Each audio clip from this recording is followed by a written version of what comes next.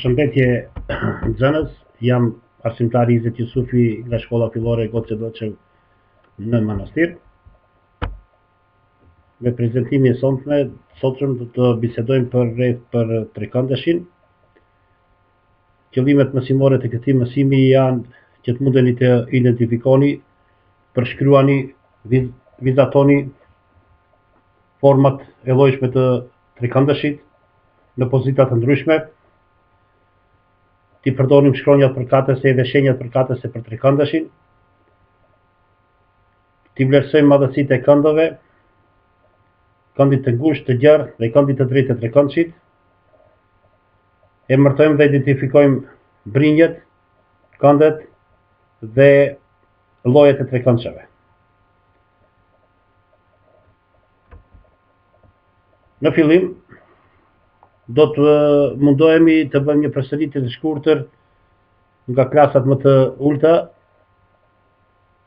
Element themelor i një trekëndeshi është kulmi. Janë brinjet dhe këndet. Pas këtyre kemi llojet e trekëndsheve. Bëhet fjala çfarë është trekëndesh.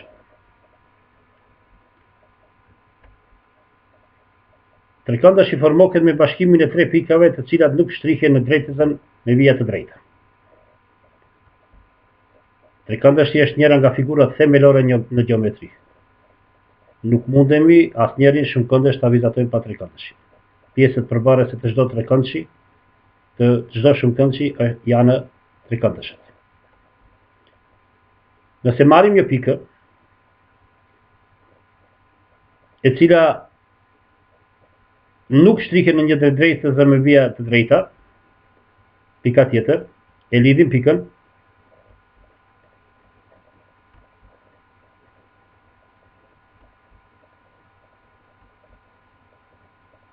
do të i emërtojmë kulmet e trekëndeshve i shënojmë me shkronjat të mëdhaja të alfabetit latin ose shqip. A është kulmi fillestar, B kulmi edhe C. Pikat A, B dhe C quhen kulmet e trekëndshit. Kulmet i shënojmë me shkronja të mëdhaja, ndërsa trekëndeshin me shenjën një shenjë për trekëndesh A, B, C. Çdo herë në fillim është kulmi i parë, i dyti dhe i treti kulm.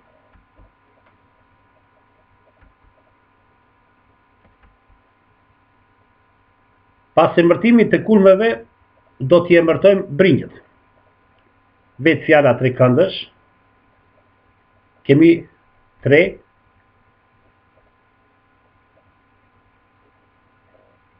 brinjë. Pjesa e drejtë e zvijes së drejtë që ndodhet ndërmjet kulmeve quhet brinja e trekëndeshit. Ne treguam se kulmet i shënojmë me shkronjat A, B dhe C. Prej këtu, kulmi A i takon drejtësës, përballë është drejtësa A. Përballë brinjës B është drejtësa B.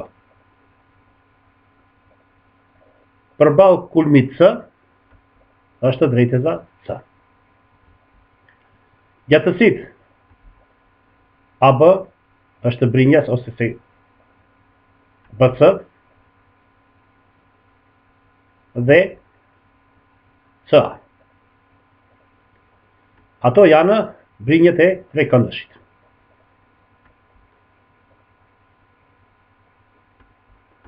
Këndet. Kënd është figura e formuar nga dy gjysmëdrejtësa të quajtura anët e këndit, ose krahët e këndit. Trekëndeshi, nëse ka tre kulme, tre brinjë, ai ka edhe tre këndve. I lexojmë me shkronjat greke alfa, beta dhe gamma. Në kulmin A është këndi alfa, në kulmin B është këndi beta dhe në kulmin C është këndi gamma. Shuma e këndeve të çdo trekëndesh është 180 shkallë. Dhe thot edhe një herë, këndet i shënojmë me shkronjat greke alfa, beta dhe gamma.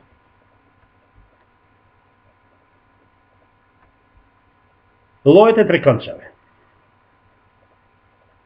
Tani mundemi pas sqarimit të se çfarë ishin këndet, brinjët dhe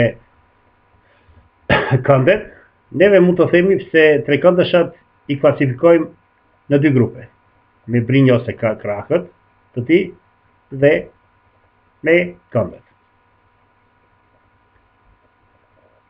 Klasifikimin sipas brinjave e bëjmë në mënyrën: nëse tre brinjët dhe këndet i ka të barabarta, të ndryshme më falni, ajo është trekëndësi brinjë ndryshëm. Nëse vëreni, brinjët i ka të ndryshme. Brinja e parë, e dyta dhe e treta. Trekëndësi i cili ka dy brinjë të barabarta dhe këndet të barabarta në ato dy brinjë, quhet trekëndësi barakrahas ose dy brinjëshëm. Nëse vëreni, baza e trekëndësit edhe dy krahët i ka të barabarta, kurse këndi, dy këndet poshtë që e formojnë krahët janë të barabarta. Të gjitha brinjët i ka të barabarta, po është edhe këndet e brendshme i ka të barabarta. Secili prej tyre është i nga 60 shkallë. Ky është trekëndësi i cili quhet bara brinjës. Vetë fjala i ka brinjë të barabarta. Edhe një herë, sipas brinjave, trekëndësin e ndajmë në trekëndësi brinjë ndryshëm, sipas lloji i dytë është trekëndësi barakrahas ose dy brinjëshëm dhe trekëndësi i fundit është trekëndësi bara brinjës. Kjo është ndarja e trekëndshave sipas brinjave ose krahëve. Klasifikimi i sipas këndeve do të jetë në mënyrën tjetër. Trekëndësi që tre këndet i ka më të vogla se 90 shkallë, quhet trekëndësi këndgusht.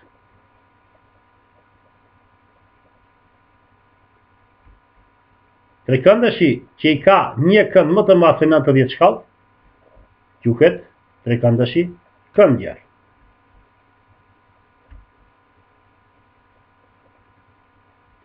Dhe trekëndësi që ka një kënd të brendshëm prej 90 shkallë, quhet trekëndësi këndrejt. Është e nevojshme të tregojmë se trekëndësi këndrejt do të nevojitet shumë më tutje me zbatimin e teoremës së Pitagorës. Brinja përballë këndit të drejtë quhet hipotenuza, ndërsa dy brinjë tjera quhen kateta. Prej këto dy është formuar, do thotë është pjesët përbërëse të trekëndësit këndrejt. Dhe quhet trekëndësh këndrejt.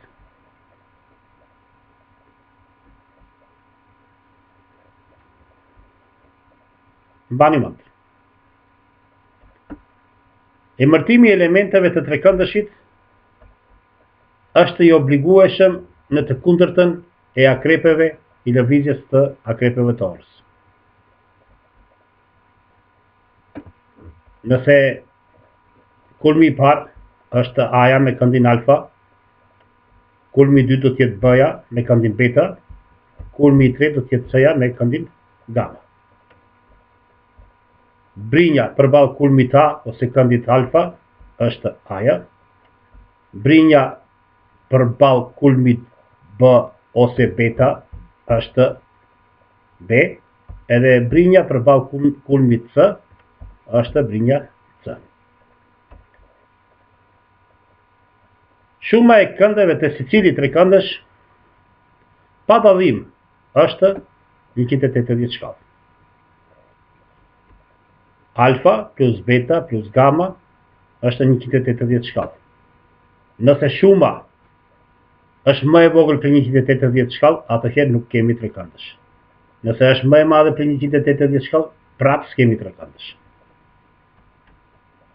Për detyrë shtëpie, secili prej juve do të vizatoni llojet e trekëndsheve sipas brinjave në detyrën 1, në detyrën 2 do të vizatoni llojet e trekëndsheve sipas këndeve, në detyrën 3 sa është shuma e këndeve të trekëndëshi, edhe detyrën 4 nëse këndi alfa është 50 shkallë dhe këndi beta është 80 shkallë, atëherë bëhet fjala se sa do të jetë këndi gama. Shpresoj se me anën të punimit i kuptuat qëllimet mësimore të këtij mësimi. Në fillim bëm identifikimin e përshkruajtëm, vizatuam formën e trekëndëshve në pozita të ndryshme, i përdorëm shenjat përkatëse për pikat, kulmet, këndet, brinjët dhe format e trekëndshme, vlerësuam madhësitë e këndit të trekëndëshi, të këndeve të trekëndëshi, sipas këndeve trekëndëshe i ndam në trekëndësha kënd gush, kënd gjerë dhe kënd drejt. I emërtuam dhe identifikuam të gjithë llojet e trekëndëshve sipas brinjave. Ato ishin trekëndëshi brinjë ndryshëm, bara krahas ose brinjë njëshëm dhe bara brinjës. I emërtuam trekëndëshat sipas këndeve, trekëndëshi kënd gusht, kënd gjerë dhe trekëndëshi kënd drejt.